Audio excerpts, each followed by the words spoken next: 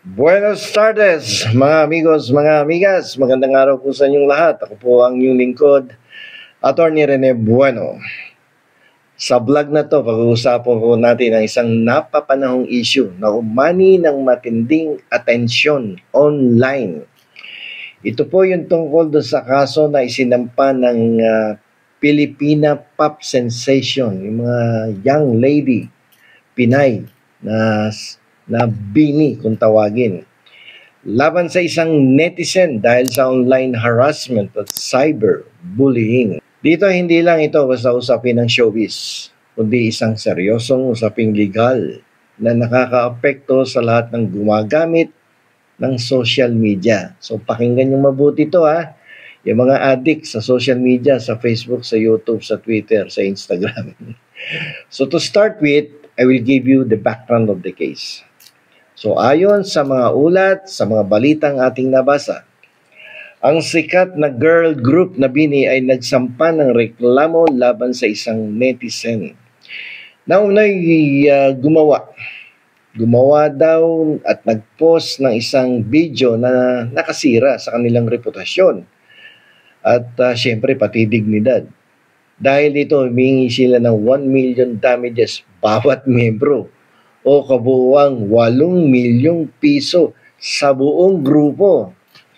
Tapos, maliban pa rito, nakasaad din sa reklamo ang mga kaso ng unjust vexation at paglabag sa Cybercrime Prevention Act of 2012 or Republic Act 10175. Ngayon, baka isipin ng iba, bakit hindi libel? At bakit importante itong kasong ito? Hindi lang para sa Bini, kundi para rin sa lahat ng netizens. Yan po ang tatalakayin natin ngayon sa vlog na to. So, tingnan natin yung legal framework nito. So, ano yung mga batas na ginamit ng abogado ng Bini? At medyo idetalye natin ng konti. So, unang-una, alamin natin ano ba ang ibig sabihin ng unjust vexation. So maraming hindi nakakaalam nito, lalo-lalo na yung mga ordinaryong mamamayan. Para po sa kalaman ng lahat, ito po ay isang krimen na nakasaad sa Revised Penal Code na nagsasabi na ang sinumang manggugulo o nanggugulo, nang iinis, nangaasar, nang babastos ng walang sapat na dahilan ay maaaring managot sa batas.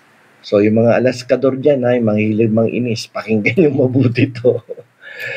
So karaniwan itong nakikita sa mga kaso ng harassment kung saan walang physical harm pero may psychological distress. Okay. So pangalawa, yung Cybercrime Prevention Act of 2012 or otherwise known as Republic Act 10175. Ito yung batas na sumasakop sa lahat ng krimen na nagaganap gamit ang internet o iba pang computer devices. Kapag ang harassment ay ginawa online, mas mabigat ang parusa. Dahil sa mas malawak at mas mabilis ang epekto nito. Isang pindot mo lang kumakalat sa buong mundo yung paninira mo, yung pang-iinis mo. Ngayon, bakit hindi libelo ang ikinaso? Sapagkat ang libelo ay nangangailangan ng malicious imputation of a crime, vice, defect, o na nakakadamage sa reputasyon ng isang tao. Dito sa kaso ng Bini, mas nakita ng kanilang legal team na akma ang unjust vexation in relation to cybercrime law dahil sa elementong pambabastos at panghihiya online. So, let us make an analysis of the case. Kung titignan natin, may dalawang pangunahing punto dito. Reputasyon at karapatan. Sa ating batas, protektado ang karapatan ng bawat tao laban sa paninira, panlilibak, o anumang uri ng harassment.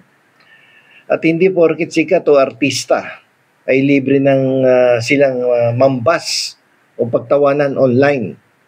May mga limitasyon po ang freedom of expression. Tandaan nyo yan. At naghain sila ng 1 million damages bawat miyembro. Malinaw na nais ng BINI na magbigay ng mensahe dito. Seryosong usapin ang cyberbullying at may kaakibat itong legal consequences. Hindi lang ito tungkol sa pera, kundi ito ay tungkol sa prinsipyo na hindi dapat basta-bastang inuupakan ang dignidad ng isang tao. Artista man yan, ordinaryong individual, kahit vlogger, influencer. Huwag niyong masyadong iniinis, inasar. So, let us discuss the broader implications of this case para sa lahat ng netizens. Ngayon, baka itanong nyo, Attorney, paano naman kami? Paano kung mag-comment lang kami online? Pwede ba kaming kasuhan? Siyempre, ang sagot, depende.